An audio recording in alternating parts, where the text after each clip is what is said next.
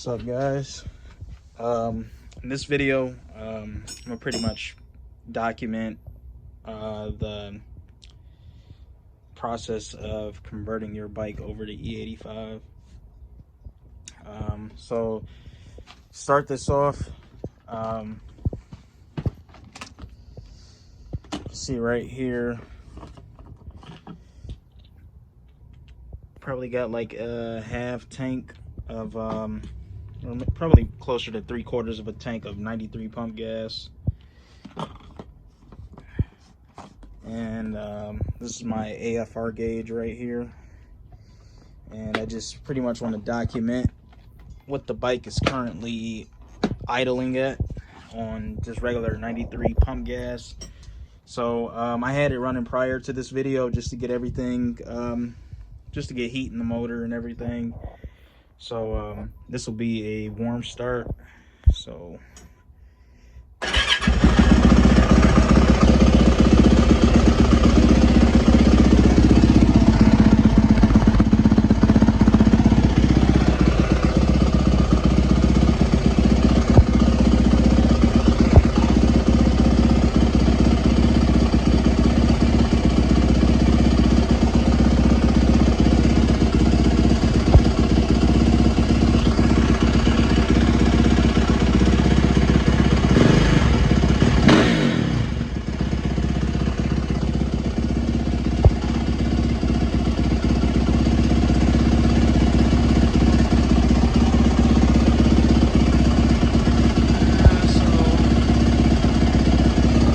about like 12.8, 13.0.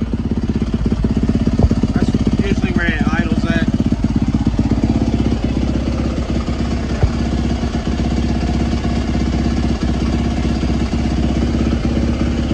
Pop it in gear just to see if it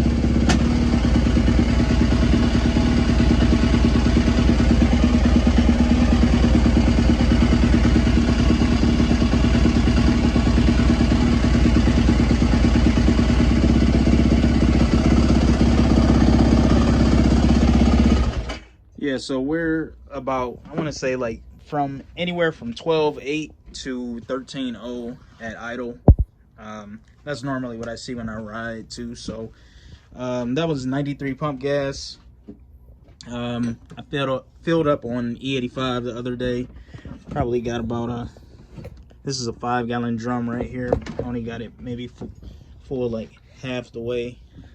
So I'm gonna get the bike taken apart. I'm gonna get the tank drained, and I'll give you a more in-depth look of how I converted to a return style fuel system with an adjustable fuel pressure regulator that is also boost reference. So so give me a minute. I'm gonna get the bike stripped down, and we can go from there.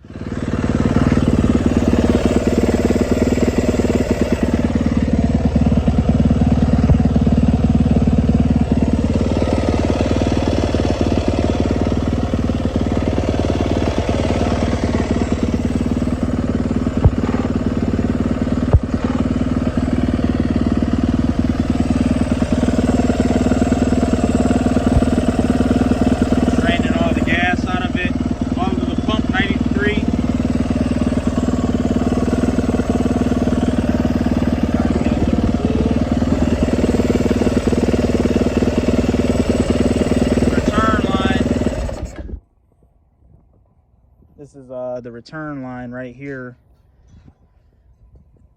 coming from the bottom of the regulator. All right, so we got everything apart. We got the fuel tank drained right here, so it's completely dry, and see, you can see it's completely dry. So pretty much what I have going on here is I completely ripped the stock fuel system out of it, and like I had mentioned before, I'm running a adjustable fuel pressure regulator. So that hex key that you see right there, that's actually how you adjust it. So You can kind of see how I have my lines plumbed. So starting from the tank, I ended up switching over to a aluminum anodized quick disconnect fitting, and it goes it necks down to a 6AN right here. So I'm using all dash 6AN lines, and so you see I got a 90-degree fitting right here that goes on the end of the fuel pump hat, and then out of the fuel pump it runs through the regulator right here on this fitting, and then there's a diaphragm inside that this is actually pushing on.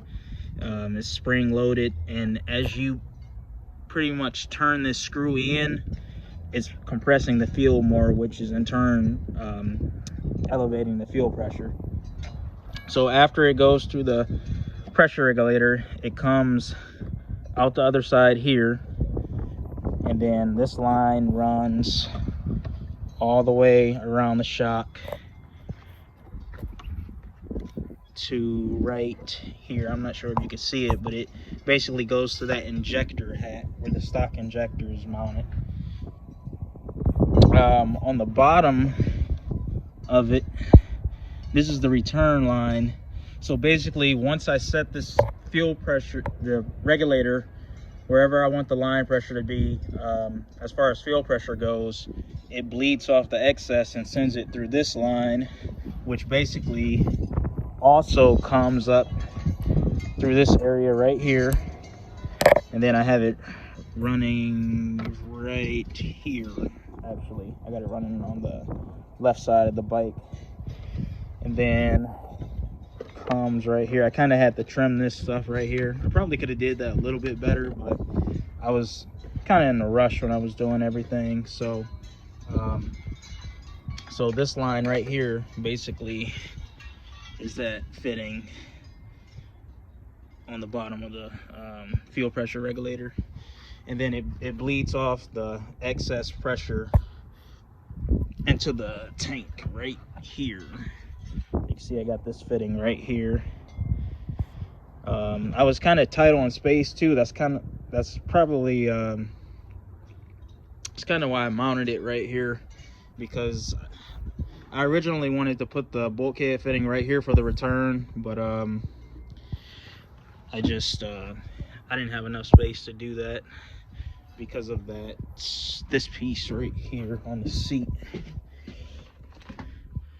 Right here is just with the actual fitting tightened down on the bulkhead, it just sits up a little bit too high for that cover to close for the gas cap. So also, like I said previously, I'm running the stock injector.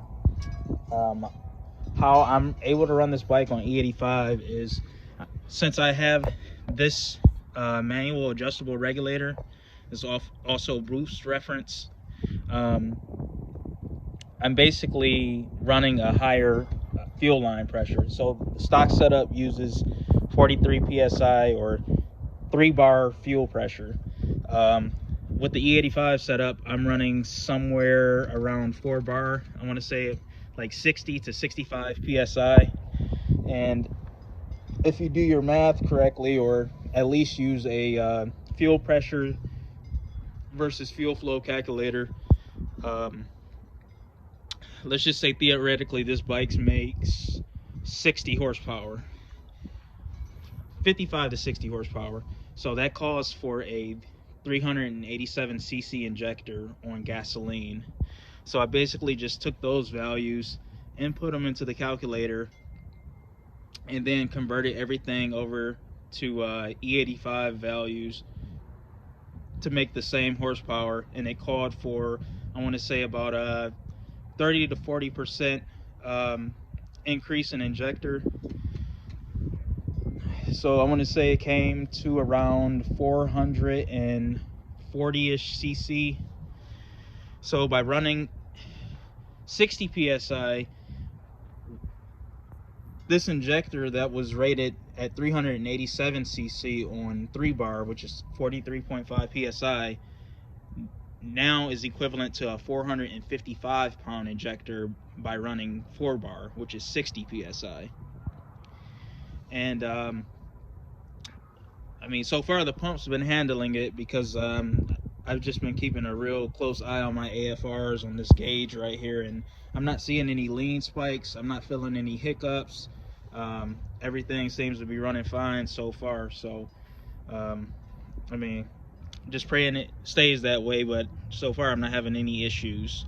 And then what makes it really nice is that this is the 2021 model, so I have the Yamaha tuner app, and I mean, there's only a specific range where the app is able to tune. I mean, it's not as in-depth as like a Power Commander would be, to where you can adjust the whole fuel map, but I've seen some pretty big slews in AFR from some of the changes that I made when I was trying to dial it in on E85. So I mean, it's kind of impressive for what it is. But I'll try to get everything back together really quick.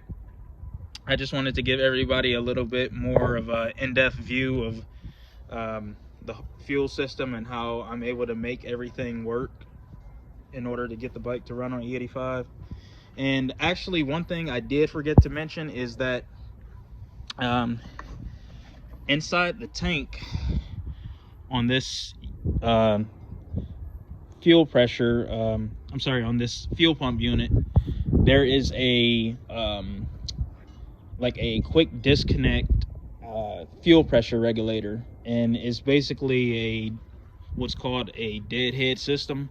So basically it limits the fuel pressure to 43 psi, and it has a relief valve built in to where anything above 43 psi, it bleeds off fuel pressure. So what I had to do for that situation is I had to remove the pressure relief valve, and there's like a small, I want to say like a 1/8 inch hole, through hole drilled into it, and that's basically where the fuel pressure is bled off.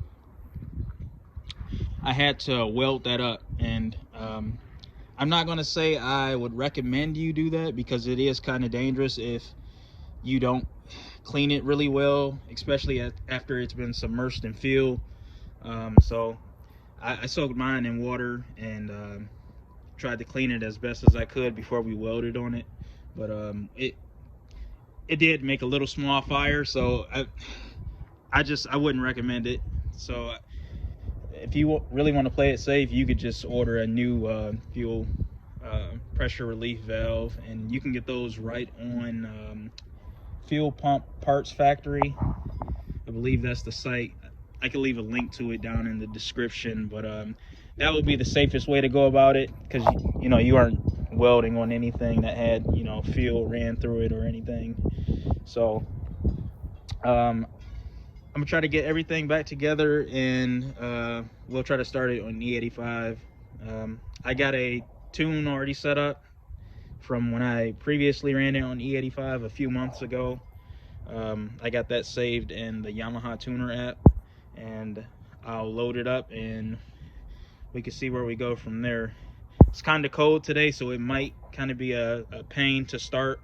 That's one thing I noticed on E85 is it does definitely take more cranks to get it to start. So stay tuned, and I'll try to get it back together.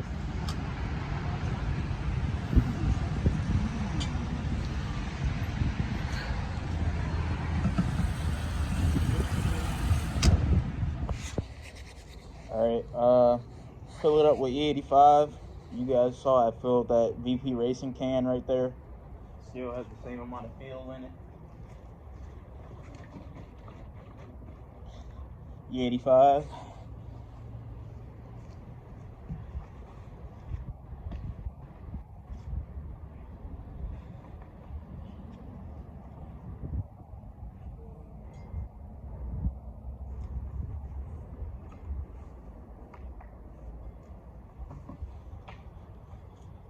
It is gas in here. I'll just show you, just for anybody that thinks I'm lying.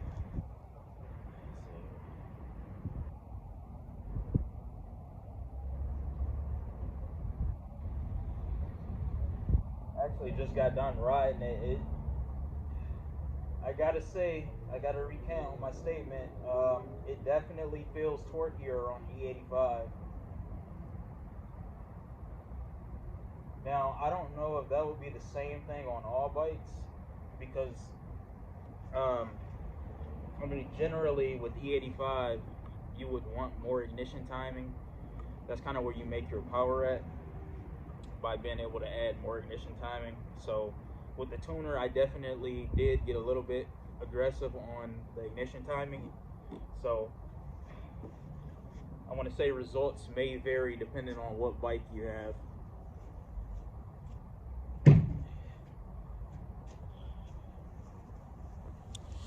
All right, let me grab this. So you can see I'm just about topped off there. Yeah, so let me make sure, throw that cap back on. Man, it is so cold out here. Let me get on it because I forgot if I had it in gear or not. Let me check. Okay, it's in neutral. So let this O2 sensor heat up.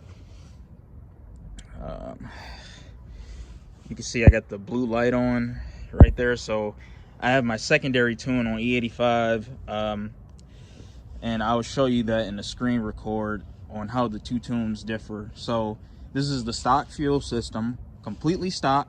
I did change the lines out, and I went with a adjustable fuel pressure regulator, which is required in order to do this. And I'm running 60 psi fuel pressure. So like I said, this 387 cc injector, which is rated on 43.5 psi fuel pressure. It is 455 on 60, so 60 psi fuel pressure. So see, you can see the O2 sensor is reading now, so I'm gonna fire it up.